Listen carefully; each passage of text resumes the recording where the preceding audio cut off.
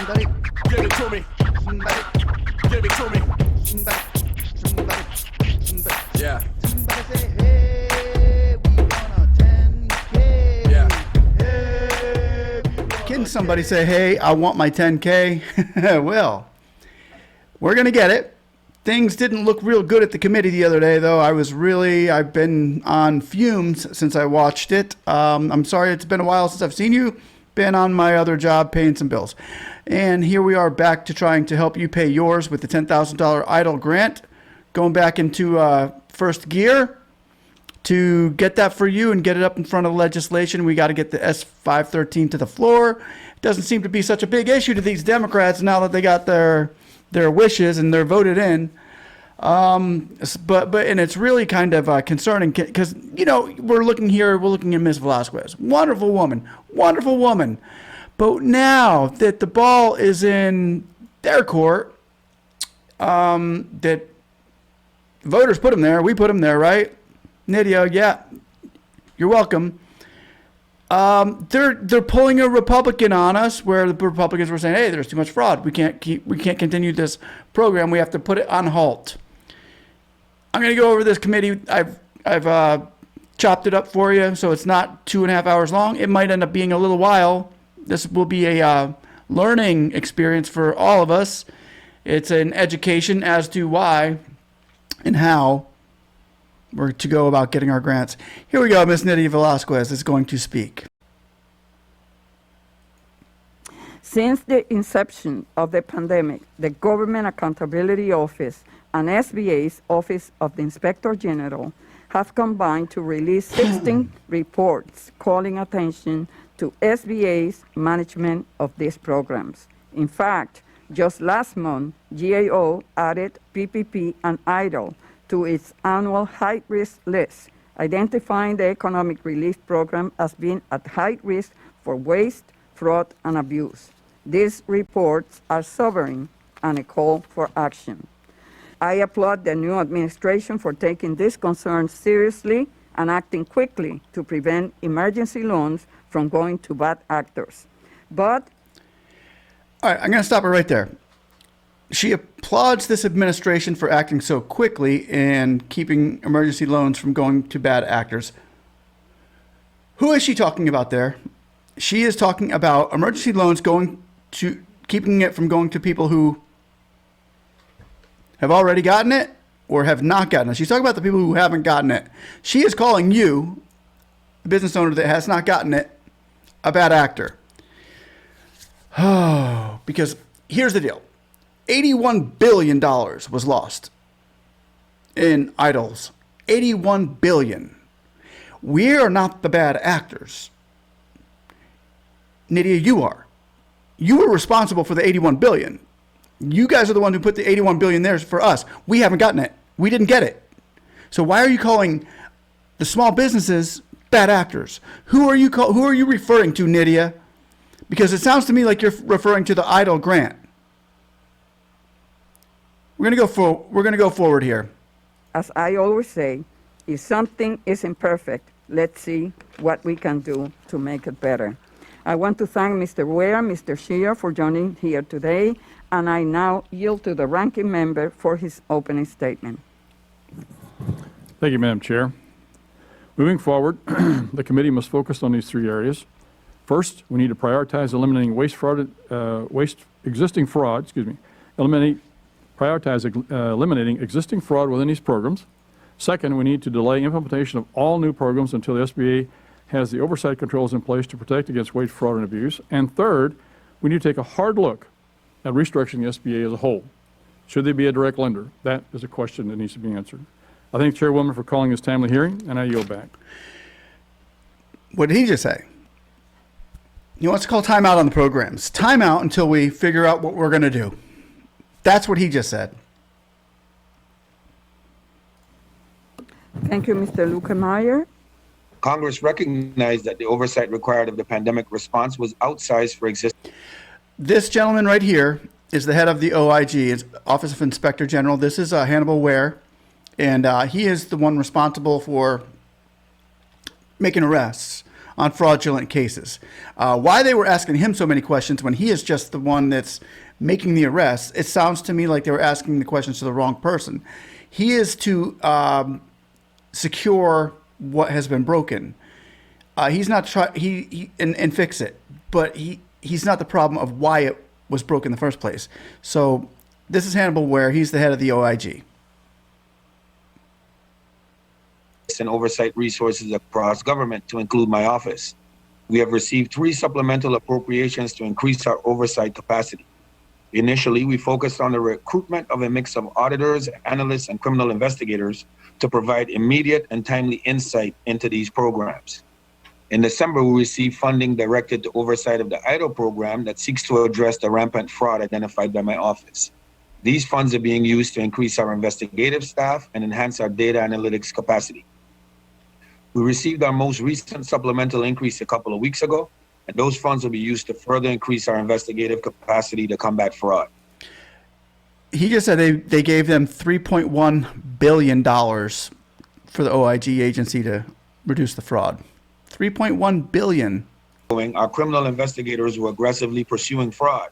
On May 5th, just a little over a month after the first PPP loans, the first in the nation fraud charges were announced against an individual fraudulently seeking a PPP loan. We have since initiated over 420 investigations. And together with our law enforcement partners, the Department of Justice has announced over 100 indictments against individuals committing fraud against the PPP and EIDL program. 100 people committing fraud against the program. 100 people. Don't we realize there's 5 million or more? I think 8 million. So 100, I mean, that's not bad.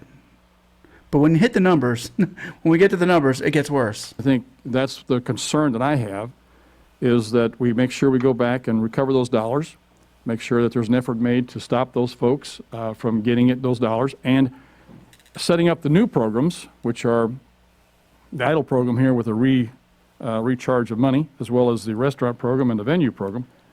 Make sure those programs are set up so that this doesn't happen again. And this is my concern this morning, from the standpoint that the EIDL program, and to quote Mr. Ware, you called it rampant fraud in the EIDL program with regards to identity theft. This program is not that big compared to the amount of money that's going out with regards to identity theft. And have you seen any kind of controls put in place by the SBA with regards to identity theft because I think the shuttered venue program is going to be operated very similar to, if I'm not mistaken, the way that the EIDL program is. So have you seen them put anything in place that could be, considered protection against that kind of activity? I don't think there was. There again, he's against the EIDL. He is totally against EIDL because of all of the fraud. As we're seeing it, this is just, he's trying to still halt the EIDL program here. According to you two all's reports, there was not that much identity theft of a problem in the PPP program comparatively to the EIDL program. And it Gentleman, yield back. So what he was saying is, I want to get the PPP and put that in place of the EIDL. It makes sense. If there's so much fraud in EIDL, I agree. Use the PPP and give grants via PPP. You can figure a way to do it. Let's go. Keep going. Now we recognize the gentleman from Colorado, Mr. Kraut, Chairman Subcommittee on Innovation, Entrepreneurship, and Workforce Development, for 5 minutes. Can you give me some sense? I mean, I always kind of bristle at this notion that, like, oh, we're working on it. And the problem for us is, I'm sitting here and we all represent districts, and I literally want to know what loans have been given in my district. Like, I want to know where those loans went, what the loan numbers are, and I just don't have trust right now that I understand that any one of us sitting here today. Notice this gentleman here today is saying, look, this kind of gives us the input to why are we going by community? And I want to know what people in my community are getting the loans and which ones aren't. If you can put a dot on, if you can kind of make this community a low-income community, they get loans, and this one a community that doesn't, you should be able to pinpoint. This guy's saying, I want to be able to pinpoint who got those loans in my community. If you're just distributing it to one particular area, I want to know. And they're saying he's saying I'm not getting any information from anybody, and it's wrong. Can pull that data up and trust that data and actually understand what's going on in our own communities. So can you give me some sense as to when we can have that trust and a date by which we can say, this is the data, this is what's going on in our community? Right. So, as you know, that data belongs to SBA, not to SBA OIG.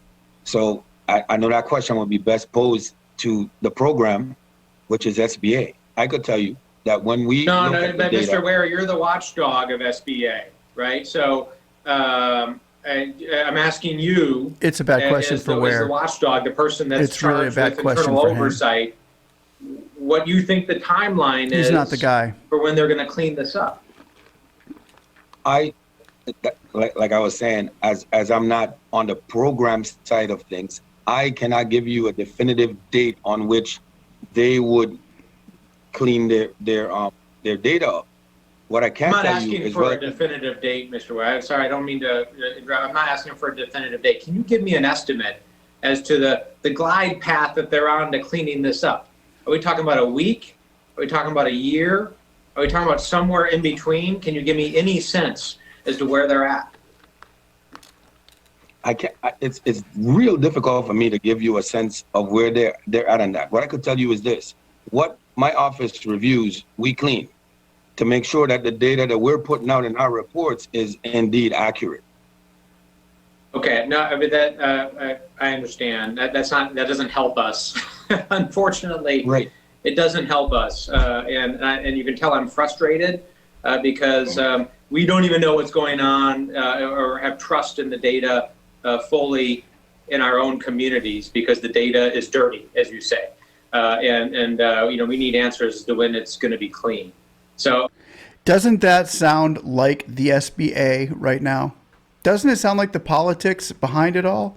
There's something wrong here.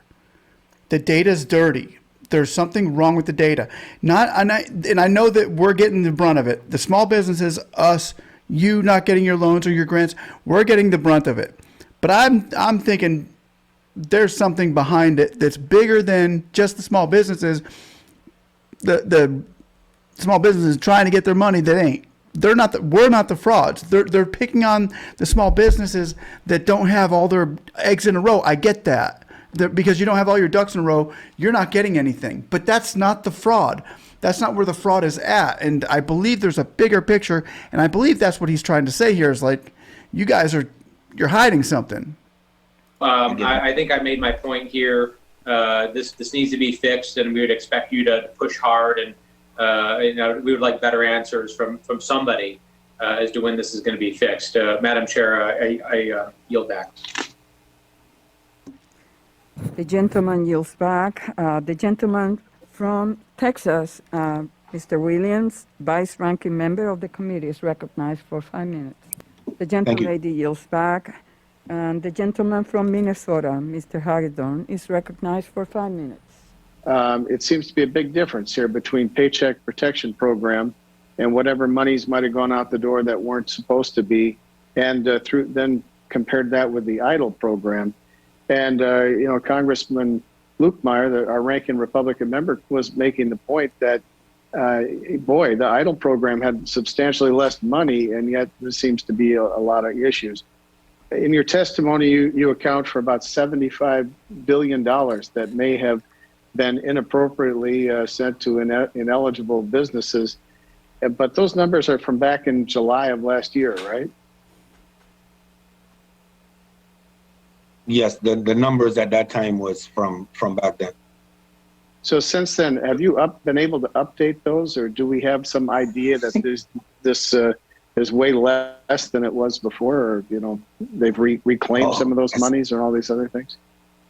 That's a good question. We have been working diligently, of course, to claw back money that has gone to folks that it shouldn't have gone to. I think we're up to total between us and SBA, our partners, $1.9 billion.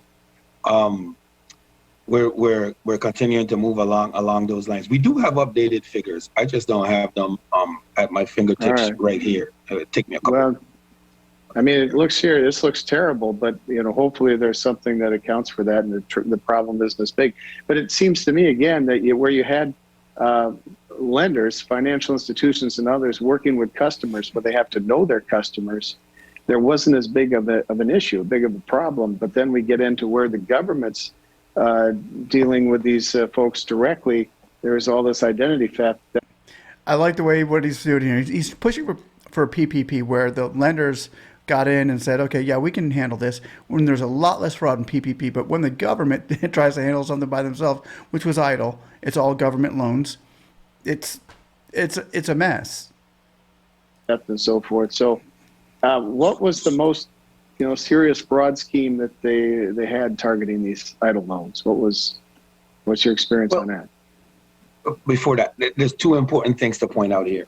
When we were providing context as to what was going on in terms of fraud, the Office of Cap Access, who deals with PPP, they were very quick to implement controls that we thought were missing. Very, very quick. And we know that's a big reason why there was a lot less that we found in that area. ODA took a much longer time to implement. That's a fact. Secondly, in terms of identity theft, we're starting to see more of it raise its ugly head on the PPP side with the bringing on of the Schedule Cs. And so, I mean, we're still at the very beginning of this. We're starting to see the trends start to take shape, and so it might turn out to be a different story a little bit later. But you asked about the scheme, right? What was the most prevalent scheme where they were? Yeah, sure. One of the most prevalent schemes, particularly for the EIDL Advance program, was where people were being contacted by, fraudsters who would say the government is giving out free money. And all you have to do is have us sign up for you, and SBA will give you a check for up to $10,000, and it'll be deposited into your account, and you just have to pay us out a portion of it. And that's what we were seeing with the multiple IP address hits. It'd be like one computer handling all this for maybe 200, 300, 400 different loans, and just really bombarding SBA's controls with that. So people were literally just handing over their basic information to the fraudsters, and then they were going ahead and making those applications and taking the money. Shouldn't the government have figured out some way that all these things were coming from the same addresses? I mean, weren't there any controls that were in place before this started out? The argument that we faced with was, not because somebody has multiple loans came from a single IP address means it's fraud. And I would say maybe there might be a real reason for it, but until you check, you wouldn't know. You might want to look into that, right? Yeah, check into it. Looking now at the use of the supplemental appropriations, you're talking about $3.4 billion. So we just everybody heard that. Ware saying, look, there were people taking 200 of them out just from one IP address, from one person getting a buttload of grants. But why is that stopping them now? Why is it stopping them from giving them out now?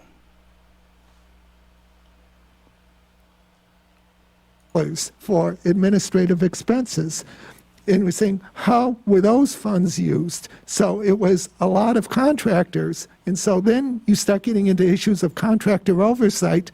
And we're trying to get more information about what is SBA doing to oversee the contractors who are overseeing these programs.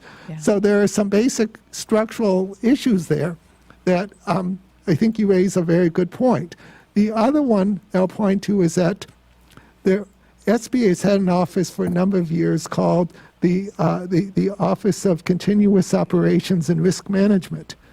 And when we were first drafted our recommendations around fraud risk management, we directed it to having that office take the lead, give it the responsibility and the authority to lead these efforts. And with that, they said, well, now we also have a fraud risk council, but both of them seem to be kind of, one had become kind of an informal body, and the other one was an informal body that was just kind of put together. There's no clear responsibility to carry this out, and authority to carry it out. So this is also a structural type of issue. So what Mr. Scheer is saying right here is the SBA doesn't have a captain leading the ship in certain areas. Nobody knows who's in charge. Nobody knows who to point the blame for why the fraud had happened. There's nobody that knows who's going to take the ship on how to stop it. There's no like specific areas keyed on.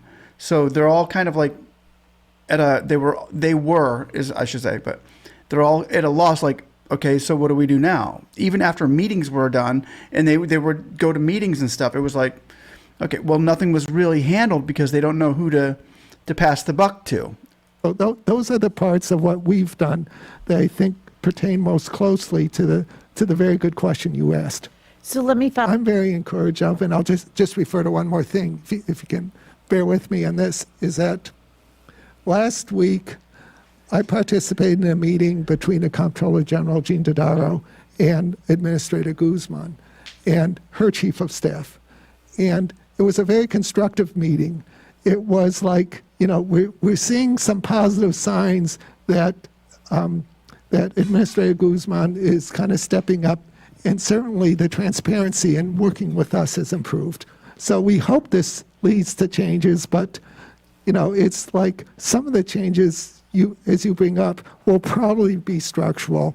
Our focus on is what is really needed with respect to these programs, and some of them will probably require some structural change, if nothing else, to make it clear who is the authority on this.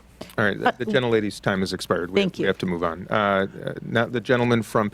I do like how he said now things have changed a lot with Guzman there. There seems to be wheels are in motion now as to where they were stopped before. Guzman has really taken things really into account and getting a handle on things.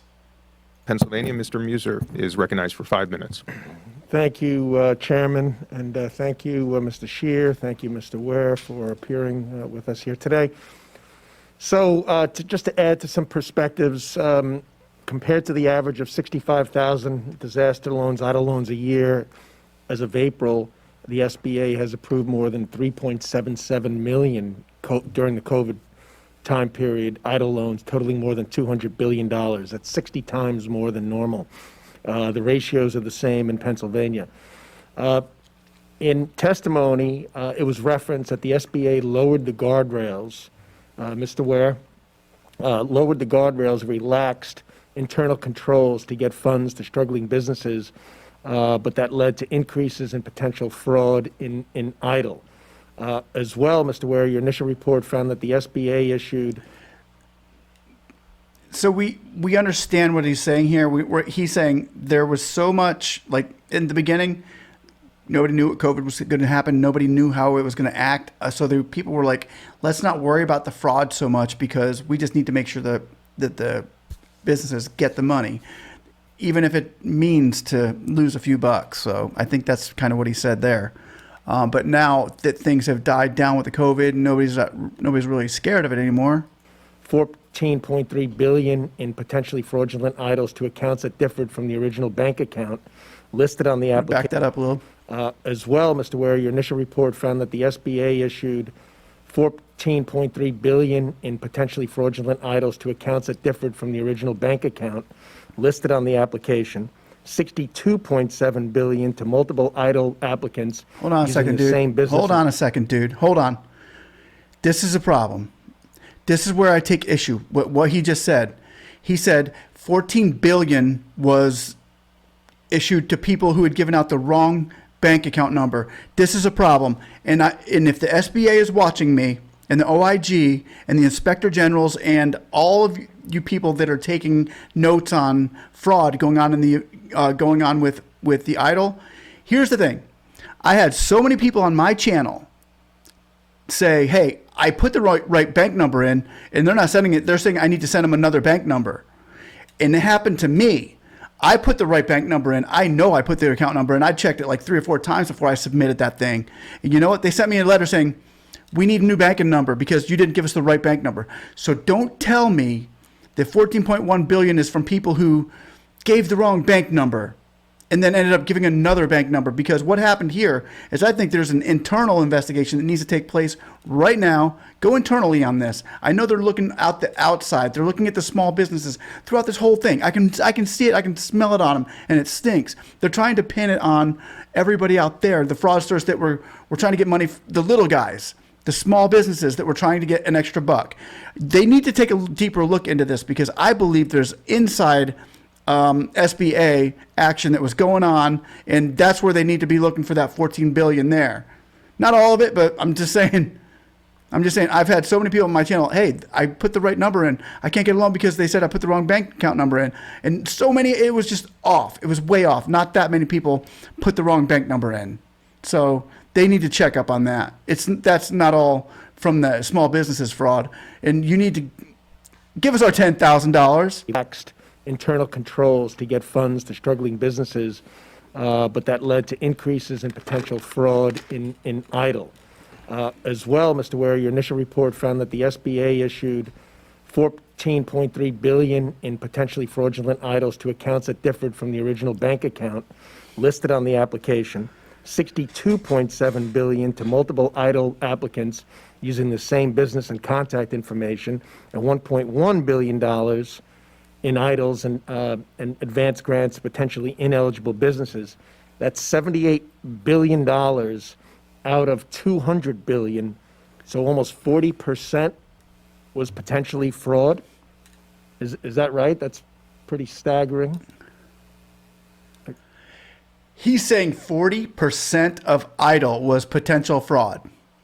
40% of EIDL was, come on, man. Really? And if you see where he's placing the blame, I can almost spell it, because I've had people contacting me on so many occasions that, yeah, he's pointing to the right areas, but it wasn't the people who were contacting me saying, hey, they got this wrong, now I need to resend this. They got this wrong, now I need to resend it. But now they're saying, which one do I put in? Do I put in a sole proprietor name, my name, or do I put in my business name, which really isn't LLC done?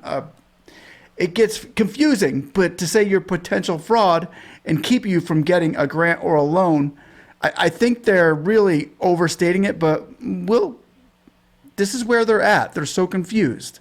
Yes, that's what we were saying. Okay. Yeah, I know, but I just kind of wanted to put it in perspective. 40%. So in a private lending institution, if that were to occur, I think we'd all agree that they'd be out of business. Many people would be fired. There'd be investigations. Yeah. So that's just staggering. Does the SBA model itself for fraud controls after private lenders? Mr. Ware, can you comment on that? Not. No.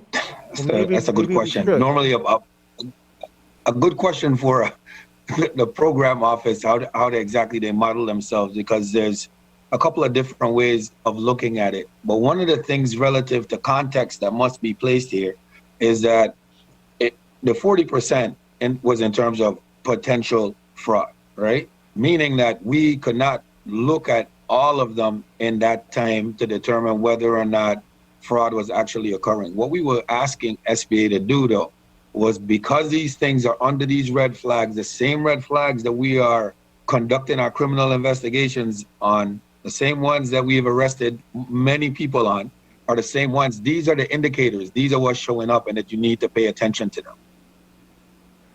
All right. Well, despite all of these numerous reports of fraud, the SBA in April raised the loan limit for COVID-19 EIDL program from 6 months of economic injury with a maximum loan amount of $150,000 up to 24 months of economic injury with a maximum loan of $500,000.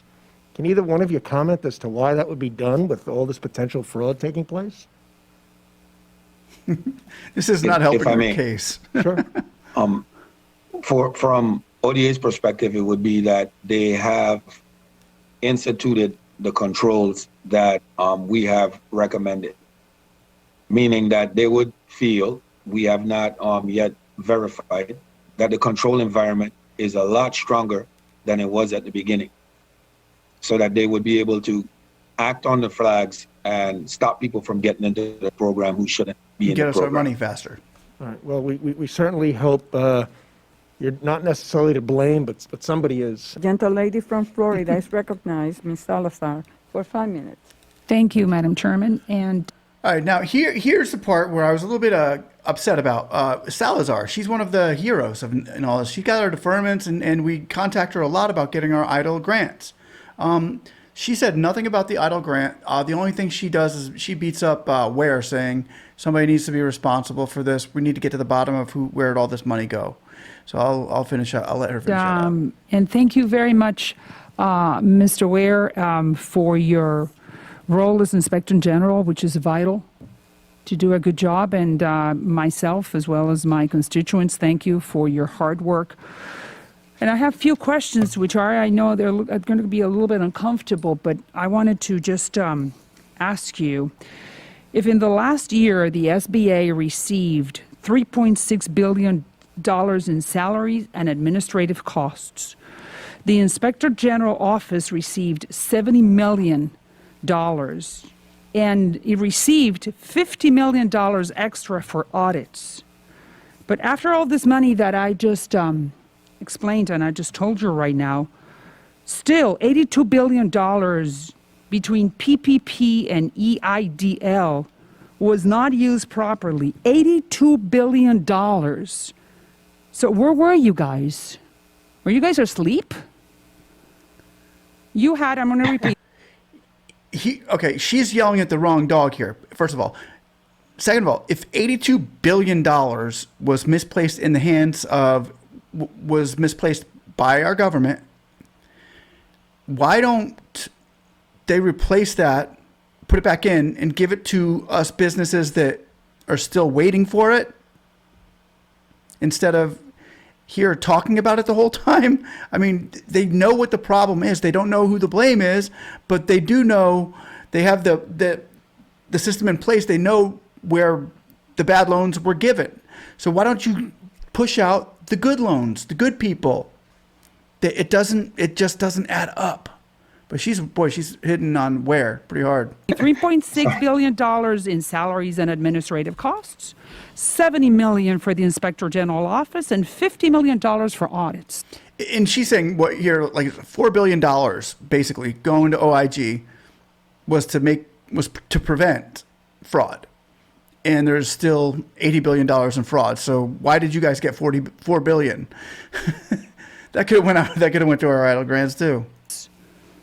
So Tell me. I'm not sure if you realize I'm the Inspector General, so I did not get those funds that you're talking about. That my budget is generally 21 million, and it's for audits, investigations, and things of that nature. We were far from asleep. We have been. Oh, wait a minute. Weren't you in charge? Weren't you before the first loan went out the door? Let me just interrupt you in a minute. Weren't you in charge of making sure that whatever the monies the SBAs was receiving was properly used? I am the Inspector General. My job is to make sure that I point out instances of fraud, waste, and abuse. That is the role of an IG. Correct. So when $82 billion were being dilapidated, yes, tell me. So where were you? We were the ones who reported on the money that's being misused. We're the ones conducting the criminal investigations to make sure criminals are brought to justice. That's our role. I think there's a confusion between the role of the Inspector General I'm sorry, and the my role of the ignorance. administrator. And it's true. Let's suppose that I am ignorant and I am very sorry. But then what can we do with your help in order to make sure that those people that did not use these monies properly are going to be held responsible? She's asking, who's responsible here? That's just the problem, is nobody knows, nobody's taking the blame. And for $80 billion to be gone from fraud, and nobody's taking the blame, why? We just start asking ourselves, where's Carranza? And then you start asking yourself, who's in charge now? And who's not really making a big stink about it? Who's not helping out with the idols anymore? Well, Schumer's not helping out. Pelosi's not helping out. Nydia Velazquez is not helping out. And she's yelling at the OIG, who should have been a little bit more involved. But she's like, who's in charge? Who do we get to blame? And what are you doing to stop it? That is my role. To date, we have over 460 criminal investigations going on. We have already recovered, along with SBA, over $1.9 billion. This is what we do, and we have been the ones that have been recommending from the very beginning the proper control environment that needs to be in place up front, so that I don't have as many criminal investigations to run on the back end. All right, so then you did your job, and I commend you for that. So then who do we have to go to right now in order to ask that person these questions? Somebody has to be responsible, and that's what I'm trying to find out, and you're the person that needs to tell us.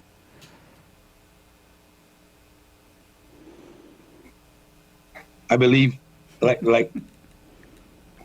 Under the bus. at this point, where we are currently, we're in an environment where the control environment is greatly strengthened.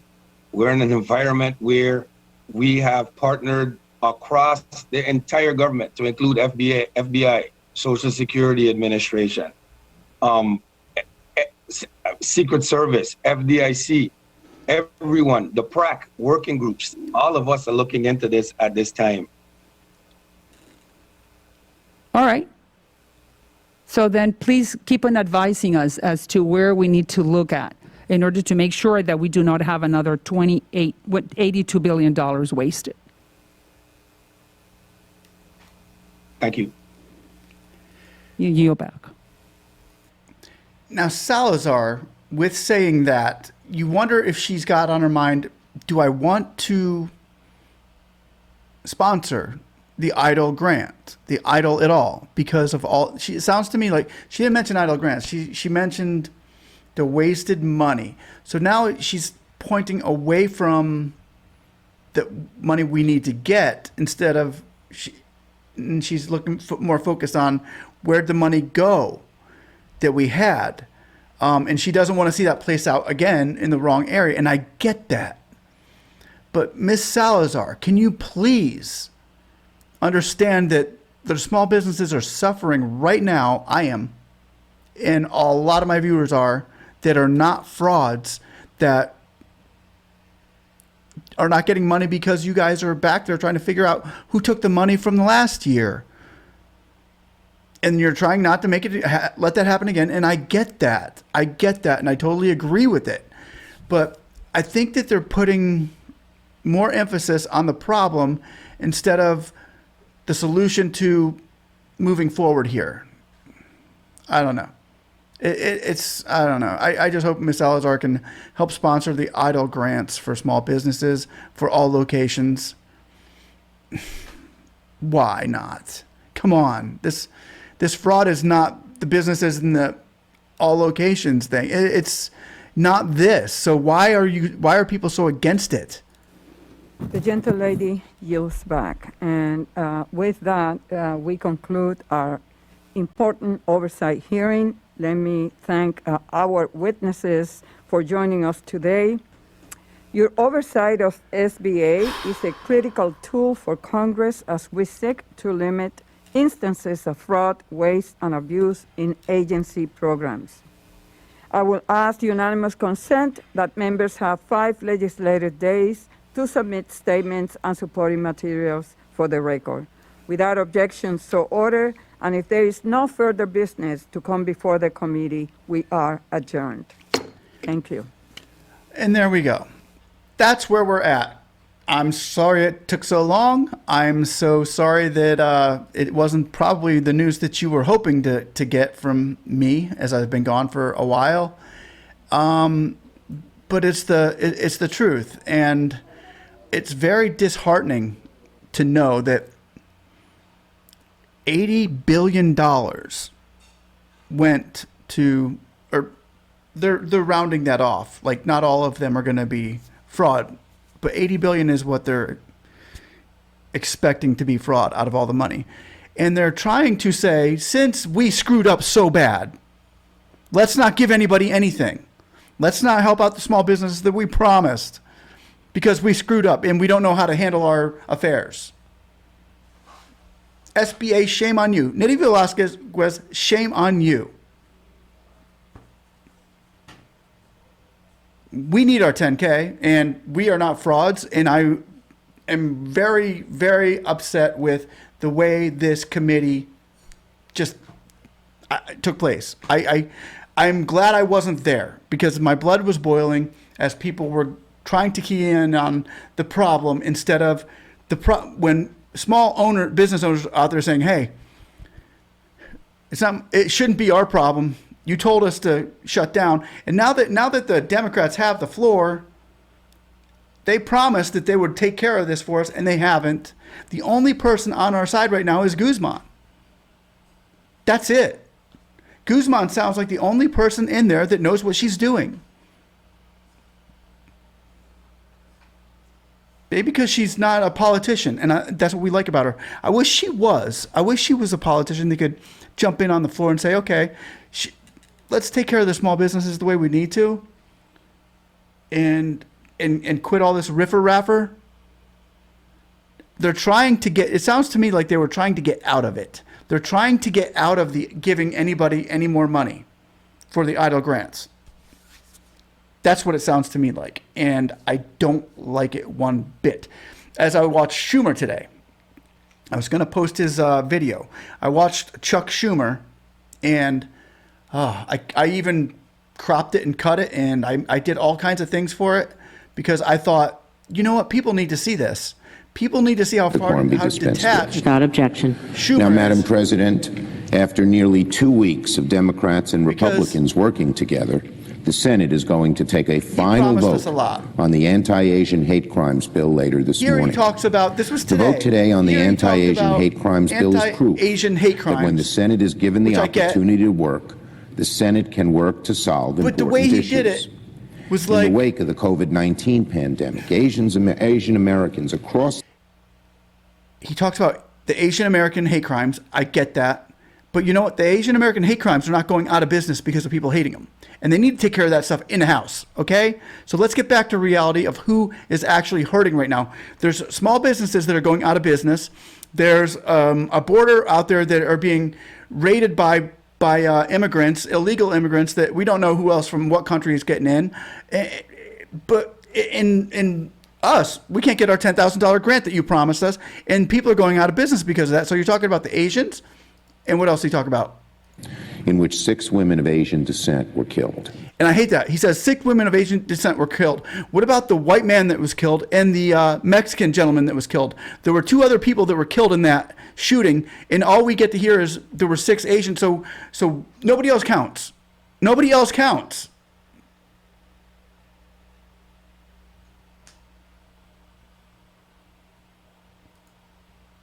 Being anti-Asian hate crimes bill passed by this chamber's democracy to advocate for their interests, to voice their representation in Congress.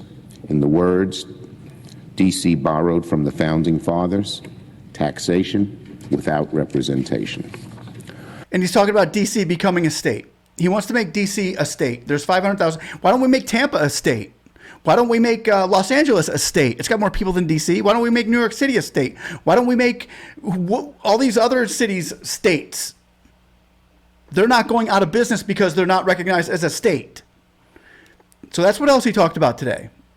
Sadly, the debate over D.C. statehood has taken a rather dull agree with them, that their strategy has become to restrict voting rights and deny equal representation in Congress to hundreds of thousands of Americans with an ambitious new goal from the Basically, he was saying that people in Washington, D.C. can't vote. Yes, you can. You got Maryland. When you vote, it goes to the state of Maryland. Biden administration. Extraordinary action to meet the markers that President Biden laid down.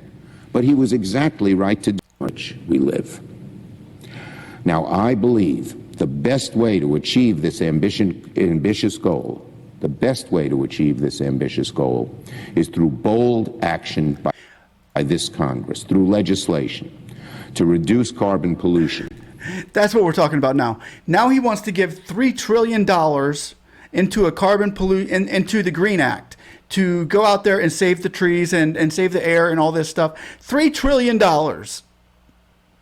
And we are going out of business.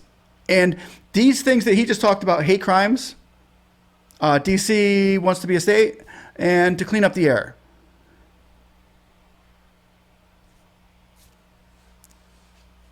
This is the gentleman that promised you $10,000 if you were to shut down your business and go home. And he is not even bringing that up. He's staying away from it like the plague. And he's the reason.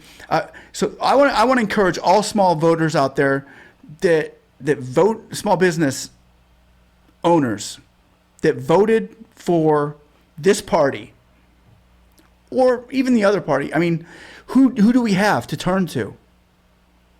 Schumer's not it. He threw all small businesses under the bus. Asian small businesses under the bus. He doesn't care about the Asian small businesses. He cares about the Asian hate crimes. Because those people that got shot, if you understand, were in their small business, and they were middle class people that probably lived in a middle class income that aren't getting the EIDL grant because you're too busy pointing out these things that could be taken care of on a family dinner table with the mom and dad. That's where you're pointing that out. Now they want to put $3 trillion into global warming. Now they're going to make this look like it's huge when honestly it's cold outside here in Tampa, and it was warm outside yesterday. The global warming, if it's cooling. So let's stop with this stuff. Hey, I just can't keep going on. I don't know what to say about Schumer. He's done. He's done. I can't handle him. Schumer, you're fired. Okay. What else did he say? Anything important or no? This is all talking about. It's come to my attention that President Biden intends to have the United States formally recognize the Armenian genocide. Okay, formally. Okay, he wants to recognize the Armenian genocide too. Okay, so these are the things that's going up on the table and will be talked about next week. So as far as our EIDL grants go, this ain't the guy. This ain't the guy. He's McConnell. He's worse than McConnell. He's worse than McConnell. And he hates small businesses. He hates middle class. He doesn't like Asians. He doesn't like the African Americans. He doesn't like minorities because everything he's doing is against them too. The only thing he likes is another Democrat. This partisanship, these Democrats are just throwing out these things that mean nothing to small businesses. That's the EIDL grant update. That's the truth about our EIDL grants right now, is they are just not being even considered by these people. We are like not even being considered by Schumer or Velazquez or Salazar. They're playing politics, and it sucks for us. So with that, I hope you like and subscribe. And the truth sometimes hurts, but we have to get it to you one way or another. This is a very long video, but hopefully it was educational. We need to do something, and we need to do something drastically to get these grants. We need to come up with a little bit. We need to get a little more innovative on our approach to these congressmen. I appall you people. I encourage you all out there. Comment. What do we need to do now? We've called and emailed and tweeted, and we have bombarded our politicians on social media, and it's not working. It might be time to take to the streets on real causes, on real issues, instead of these made-up narratives that they want to keep on. If we keep playing these made-up narrative games that have no burden on your wallet, that have no, it doesn't matter financially from in your household what they're playing these games. It doesn't matter. It doesn't matter what they're saying. It doesn't matter. What he's saying does not matter. Really. They're clueless. And they're trying to make up a storyline to feed you for the next election. And it's getting ridiculous because we're not getting our $10,000 grants. That's the truth. I'm so irritated right now. We need to come up with something new, whether it be a protest out in front of the White House. I'm talking White House now. When we go to D.C., we don't just go with one of us. We go with an army of us. Legally, peacefully protest, but loudly as well, because we're not going to take it from him. Biden made promises to us through him and Pelosi, and they're going to be upheld. Now, it's their turn. Till next time, guys, like, subscribe, don't worry. We might be down, but we ain't dead. Get ready to rock and roll. Somebody say, hey. Somebody give it to me. Somebody